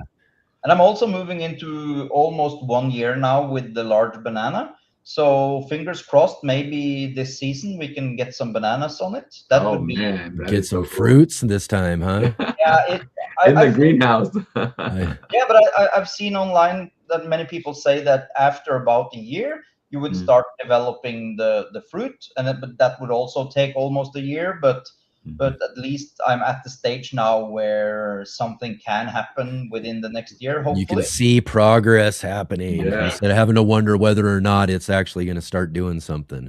I have the same issue now that I had last time, that the plant is so big. The leaves are as long as me. Not that that's something to brag about, but they are my size now, the leaves, and it's all the way up in the ceiling. So I don't know how I can keep it going for another year, but I'm sure gonna try this time, because I regret not letting the old one that I had just move on. But it was kind of, for me, that the plant was getting too tall and the leaves started looking ugly because they had cracks in them, and they were breaking apart and everything because of the ceiling. So I kind of just lost motivation. I like to keep the plants clean and looking nice and everything. But now I'm just not going to bother. I'm just going to pull through and see how far I can take those things. Yeah, that's what happened to my garden too, Chris. My pear trees got out of control and it's gotten so big. So I decided last year that I'd just chop everything in half. Yeah. And it put the tree through so much shock that there's not a lot of fruit this year. Yeah. So I know, we like to keep things neat, but a little pruning is good, but too much pruning, it does affect the tree quite a bit. Yeah. And that's what I did. I chopped the thing in half, literally. I was like, I just gave it a haircut, and I was like, oh man, this year I don't have any fruits. a little bit more than a haircut, probably, right? Yeah. Jay says here too, Chris, ceiling extension. 2 words, ceiling extension. He just did that. He just went into a bigger room with a higher ceiling, and you need an even higher ceiling. I just did, but bananas aren't meant to grow indoors, I figured. There is something I have calculated wrong, I think, with the things that I'm growing now. Avocado and guava tree and bananas and papayas. All these things are meant for outdoors in another climate than where I live. But there's only one thing standing between me and the higher ceiling, and that's money. So hopefully one day I will be able to do so. My dream would be to have a large all year greenhouse where I could really try for a full size avocado. That's kind of the end yeah, goal. like you just like if that's like a 30-foot 40 foot, 30, 40 foot ceiling, Yeah. it would just be But wonderful. I'm allowed to dream, so That's right. That's right. Yeah, Let's see, Chris is Serena. right. There's a lot of things that shouldn't be grown in a certain way. Yeah. But it could be done. It's just not going to do well. Like for the past few years, I grew, what was it? This tropical fruit, sugar apples. I think they call it sugar apples. Yeah. Oh, yeah. And so amazingly, these things grow very fast. It takes around 2 years and they fruit. And I tried it and it fruit, but the fruit are like much smaller because I grew them in a pot, and then I have to take them inside in the winter time, then bring it back outside, and it's a lot of work. And also during the winter time, the tree looks almost dead because they're not used to the conditions, and so they're tropical plants, and so they drop every leaf and they have to start over. But man, growing those things are just so much work. I see where Chris yeah. But you want to push it, see if you can do it. Yeah, absolutely. Oh, that's great. Okay, Serena was asking here too, and I'm not sure here, but wondering, she must have some things eating the top of her pepper plants. I don't know, what are things that enjoy pepper plants, and what's the best way to deal or treat it? Have you had anything that just kind of gets on there and eats the top of your pepper plants? Yep, there's all kinds of things. For example, I have like if you have slugs and roly-polies and stuff like that, they'll crawl onto the pepper plants and eat the top. And you don't see them when you come out, but if you come out at night, you may see them. So those are you gotta get in the middle of the night for those guys. Yeah, they're usually the biggest culprit. They love to just climb on and just chew everything off. There's other pests that also chew, of course, like caterpillars. If you have hornworms, they'll decimate the whole plant overnight. Yeah. But roly-polies is what I'm dealing with right now. It doesn't affect the larger plants, but if you have baby plants, man, those things just like the young baby ones. But check to see if there's slugs, they or snails. Sometimes snails, they're tiny snails, and they'll climb and they'll eat the leaves and stuff like that.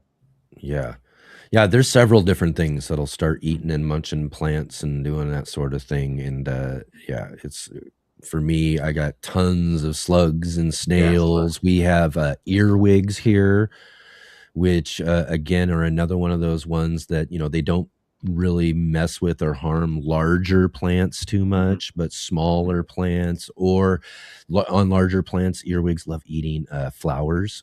So like if your plant's starting to flower or whatever, they'll get up there and eat those soft little flowers and everything as well too. So those can be a problem. But as far as something that's just like munching and eating leaves and probably going to chomp off the top of a plant, I'd almost really be in the same spot blaming some slugs or something like that that'll climb up there and just eat them down. And I've also seen cucumber beetles do some damage too. They'll eat everything. Yes. Cucumber beetles are awful. Yeah. If you have a lot of them, they'll eat everything. The leaves of your cucumbers, leaves of your pear trees, the young leaves.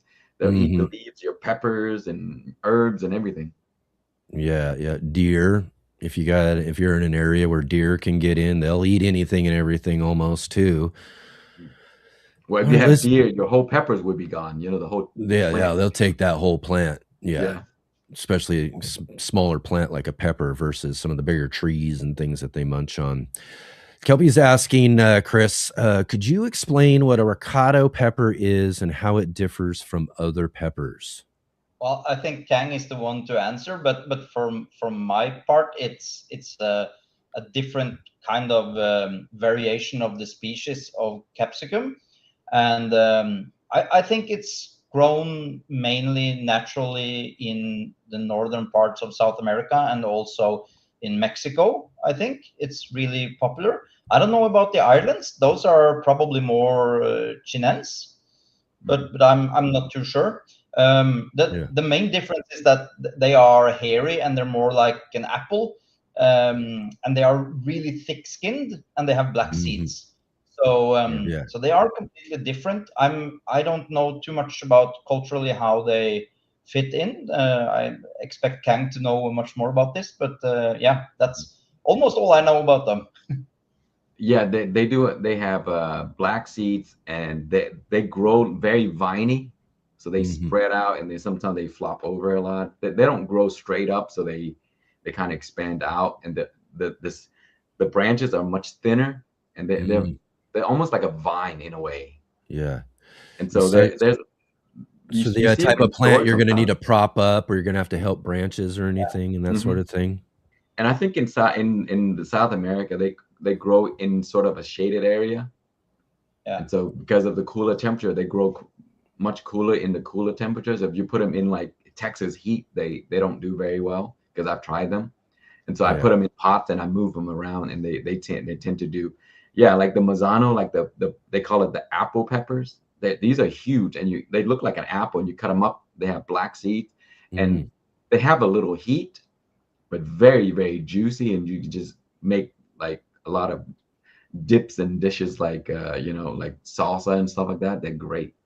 Oh, wow. Some people they're phenomenal grill when them. we're making Mexican food. It's just the best pepper ever Yeah. to have in a taco or something like that. It's just, I love it. Oh, There's man. another one called the pineapple ricotta. You ever had that, Chris? Those are so good. Yeah, the yellow ones. I just love those also. So a yellow version of the same type of thing, a thick-walled, Yeah. black-seeded. There's so many different varieties, but the ones that are called the manzanos, I think that's apple.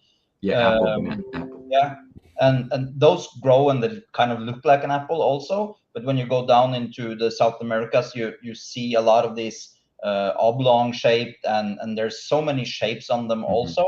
The ones that I grow now are growing very long, but they're super thick, so that the pepper is kind of almost just filled in, and they kind of resemble a red carrot or a yellow carrot. Yeah, they belong in the pubescent family. So when you grow them, you're gonna notice hairs on the stems. That's the only variety that I've ever seen with hairs on the stems. Yeah, and also the leaves have a different smell to them, and of course the texture and feeling. But they are also, when you grow chinense or annuum, you're used to chopping them down to promote new growth, and it gets thicker and more bushy and everything. But these plants kind of, you chop them off, you just get few new vines. So it really doesn't help too much. At least it's a very long process in my experience to get them to grow the way you want to. These are not designed for bonsai. No. They're long, stringy, and wide, right? Yeah. Yeah, and the flowers are very beautiful. They look so much different than the other kinds.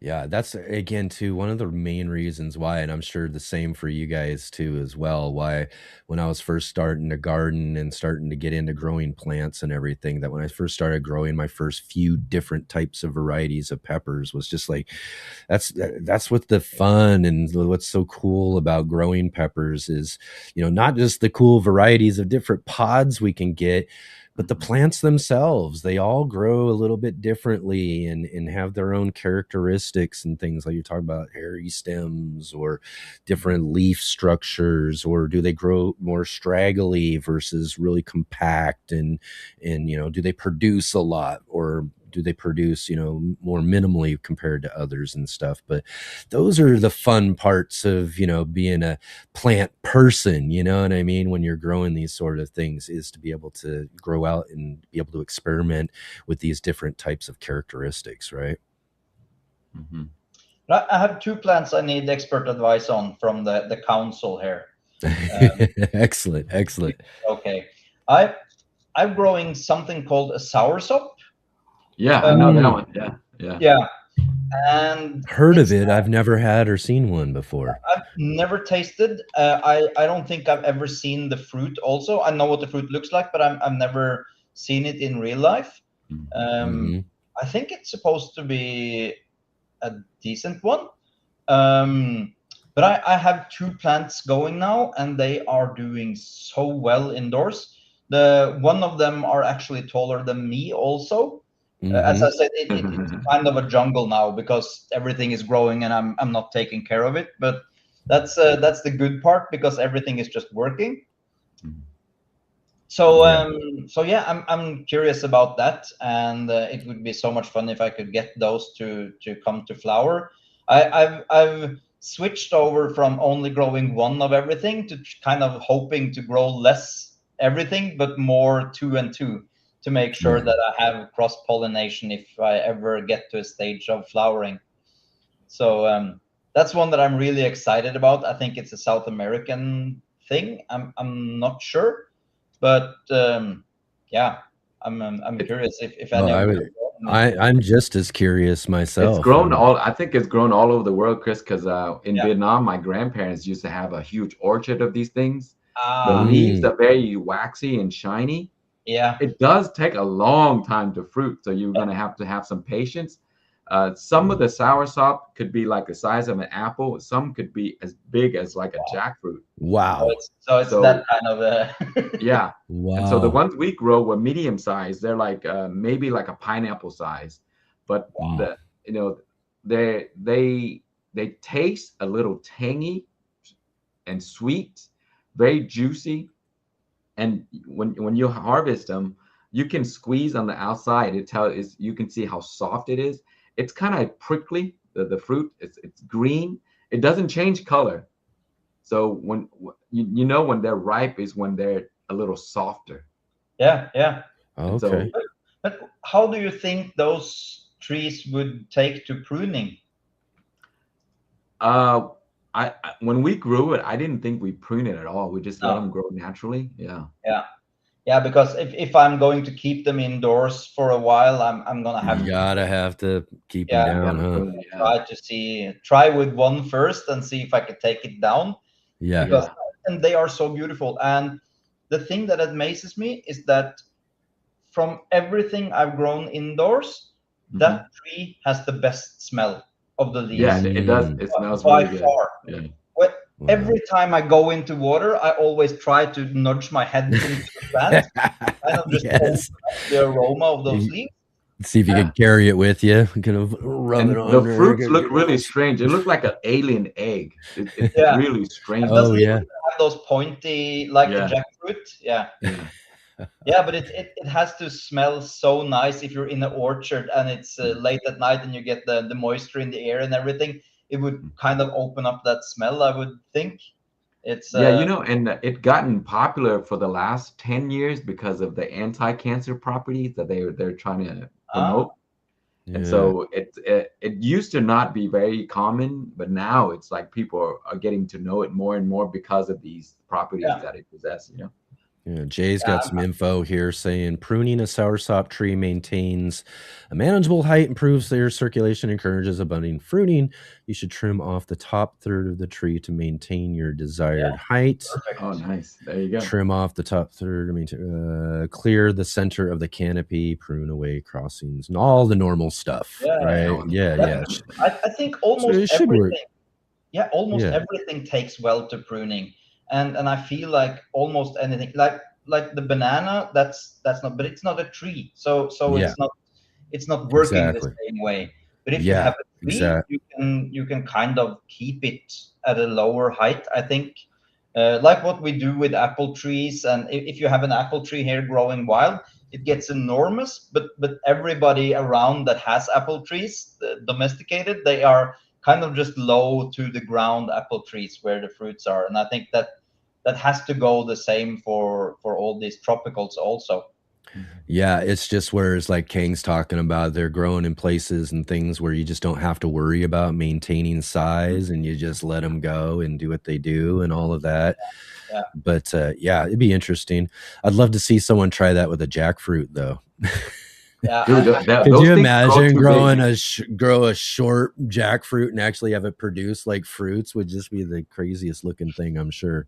I saw a picture, Enoch, of a giant jackfruit tree that was chopped off. Yeah. But somehow the stump grew back just a few inches, and then it grew a fruit sitting on the ground. Oh, wow. Okay. So again, too, that kind of goes along with that it probably could maintain a smaller size, maybe, right? Because jackfruit, it doesn't grow from a branch; it grows from the trunk, and so the fruit itself, it grows from a trunk. It doesn't grow on a branch.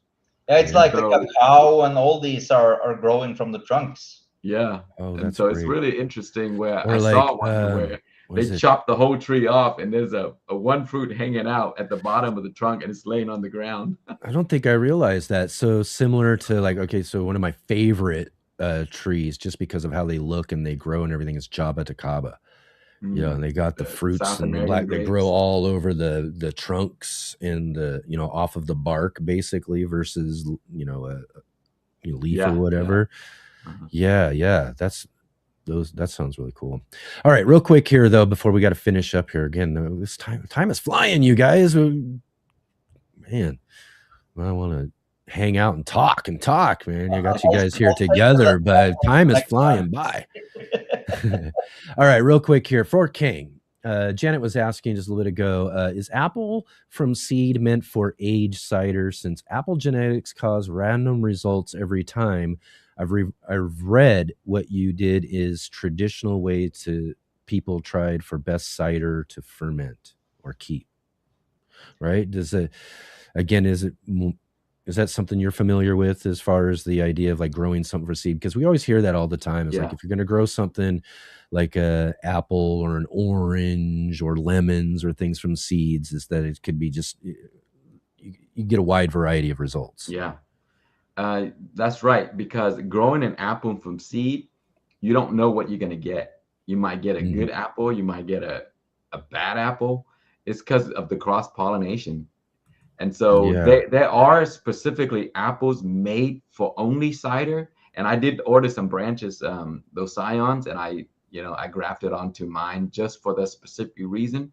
I want to see what apple cider tastes like. But there's a few varieties that they only use it to make cider. And there's a few varieties that are only made for fresh eating. And so on my tree, it has all kinds of different ones. I grafted all of them on there. Oh, awesome. Yeah. So again, I mean, and if you don't know what you're going to get or the variety or that sort of stuff, most all those really kind of interesting crossed weird apples out there probably make a pretty good cider or those types of things if you're going to do them with them too. So versus like a fresh eating apple you might enjoy for its flavor off. That's why people buy grafted tree, because they want to know for sure that's what they're getting instead of growing it from seed where you're really not going to know what you're going to get. Exactly. Right on. Let's see here too. Kelpie was also asking if you were going to make a fermented hot sauce, what pepper would you use and why? So I've made a ton of fermented hot sauce in the past. I've used from Chinense varieties to the regular annuum. And I kind of like the Chinense variety when I make fermented hot sauce because the aroma is just amazing. There you go. So that's just for personal reason. But fermented hot sauce like srirachas and stuff like that, they make from the jalapeno. Yeah. And so you can, I think you can make it pretty much from any varieties of peppers. Yeah. Nope was saying I'd use jalapenos. Yeah, there you go. See? And then because I don't like too hot of sauce and it has a good grassy green flavor, but not too hot. I think that's kind of the bigger key here, right? Is how hot do you want it, right?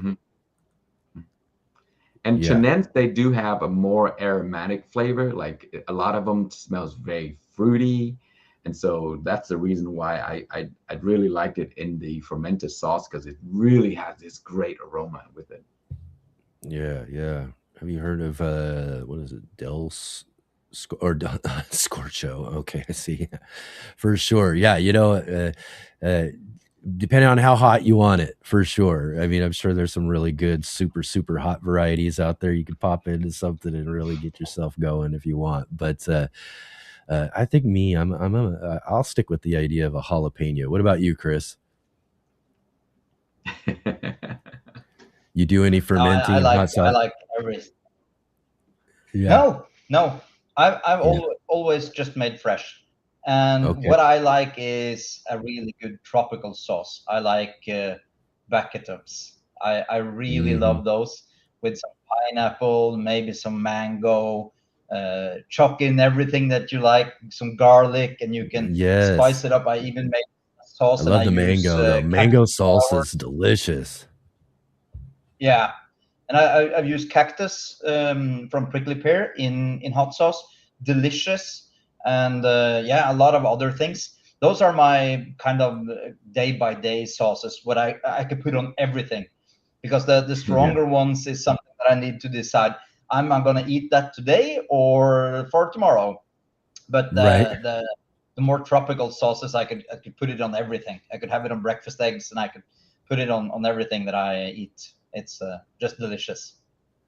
Yeah. And I imagine you can use everything. I know. Now I'm getting hungry. Me too. I know. It's time. It's gonna be time. I'm gonna have to make up some mango salsa I haven't had for a little while. Right on, right on. Well, here we are, guys. Let's talk a little bit about what you got going on. Khang, what's coming up here on the Khang Starr channel? Let's see. I might do a property update to show you some of the fruit trees because I was out there recently. I'm doing a lot of peppers this year, some herbs.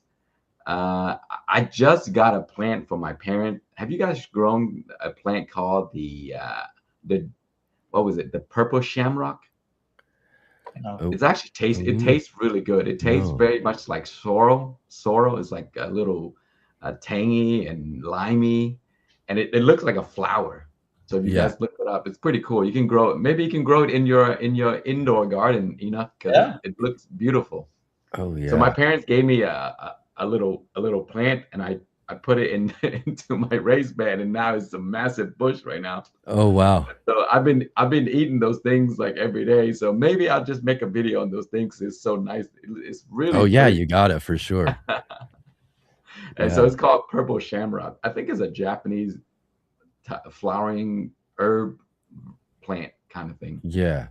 Good flavor, all of that. Yeah, and then I have pears, of course. My pears are struggling from stink bugs. Oh my goodness. Stink bugs are horrible for pears. And figs, I'm testing with grafting figs this year. So I'm going to create a bunch of varieties onto one of my trees. Yeah. See how that's going to work. Have a cool multi-graft fig for sure. Yeah. Since I have multi-grafted pears, multi-grafted apple, I'm going to try figs next. I have persimmons going on. Those things are growing like crazy. Yeah. Excellent. Yeah, I got to get a hold of you after the show and try to get maybe a couple of pear scions or something to graft onto my pear tree or something, and then maybe try some of those. Or what was that one? What was that one fig tree variety you said? The Brandsdal. Bordeaux. Yes. Yeah. I've definitely got to get a hold of one of those for sure. So right on. How about for you, Chris? I know you're busy. Real quick here, I'll ask you. You said you've been traveling around all over the place. Tell us some places you've been here over the last 15 weeks. No, it's nothing exciting. You're not getting out of country. You're just around driving. No. Just traveling to the main office of the client that I. Oh, I see. Okay, nothing too big. All right, but you're busy, working. You're gonna get us a good update of what's going on in that. Maybe you should do another one of those live streams. Just come hang out with us and live stream from your grow room. I know, but I was thinking that maybe next time you could say that you only can get on this show if you do a show and tell from your grow room. Exactly. So that's what I was. Be a way to push me in, so I'm glad to do that next time. I think everybody loved that live stream you did that last time. You got to do more of those because it's just simple. When you got some time and you're hanging out in there, you just turn the camera on and you get going. You don't got to do no editing. Don't have to do no uploading or nothing. You just come and hang out with everybody. Yeah, I know. I was thinking put on that cool contraption you had on your head too, and helmet cam, man. Yeah, of course. Yeah, but I'm considering maybe next week dropping a video on the second channel that I'm going to start at some point. About the way I redesigned the grow station that we have, Khang, the small. Oh yeah, the one you printed up. No, no, not the one that I printed, but the actual one that Botanium, I think it's called. Yeah. Okay. Yeah, we did some electronics with that and everything, and I made I think it's the best technical, best made video that I've ever made. So I'm keen to just drop it and see. So if I do so, I will let you guys know, and you have to Absolutely. check it out. But yeah, hopefully I can get into. I've been the last year now, I've been very much from week to week on what the future will look like for me and the day-to-day work that I have. Yep. Now it's decided. I know for a fact what I'm going to be doing for the next 2 years. So it's very exciting for me, and hopefully I can really start looking into a plan where I can get more back into making videos. I want to make technical videos about programming and the different projects, the greenhouse project and everything. And I also should get back into making videos on the grow room, because it is exciting and people would like to see. And now when it's grown in, it's more fun. So hopefully my calendar. I think it's really, especially because of how unique and the things that you do is so, technical, and these different things that you're able and capable and successful doing. It's just absolutely, we love seeing that stuff. Yeah. So hopefully everything will clear up now, and I can plan more with my future, and that way I don't need to rush from project to project, and I can get back into focusing on YouTube. That's what I really love doing. But yeah. I was just going to mention too, real quick. I know I'm running out of time here, but I was just thinking about this. I'm heading towards my 10th year on YouTube. Can you believe it? It's been that long, Christopher. 10 years. I know, Khang, you've been around a lot longer than that. But to think of like reaching 10 years, you must be at the 10-year mark already, huh, Chris? Yeah. Yep, absolutely. Because you were just a little bit before me. So I was looking at it. Oh, I should do a celebration video. I know, exactly. You should.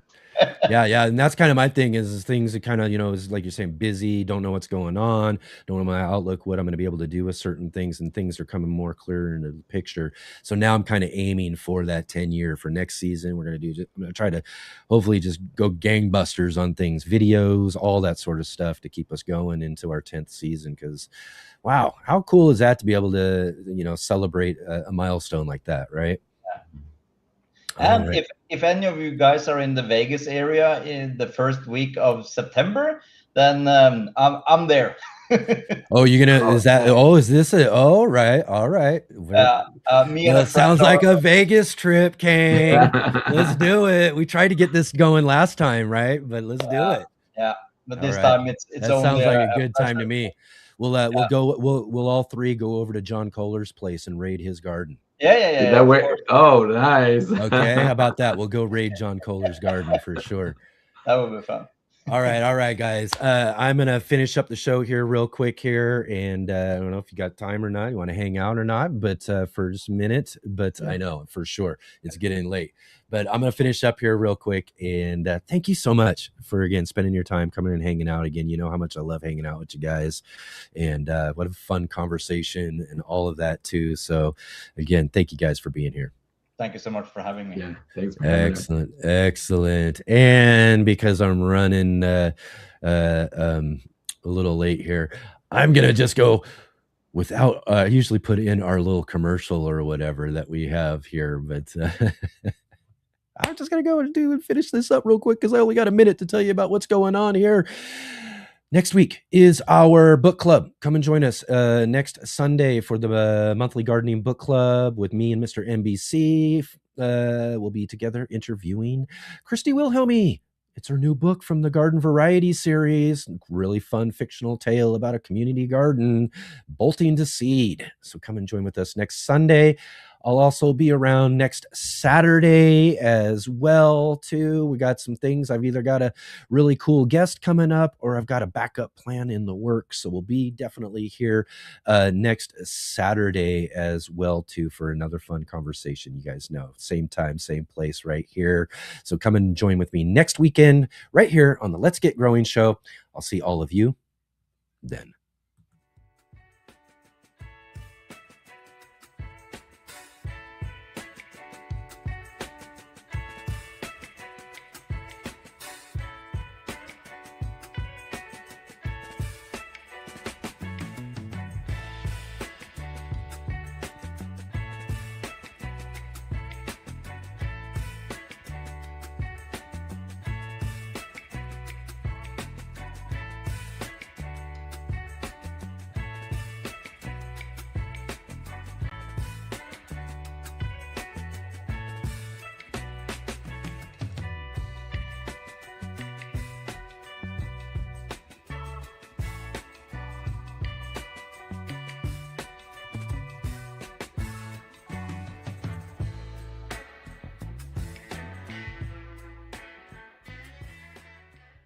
back of the run. See you on the flippy flops.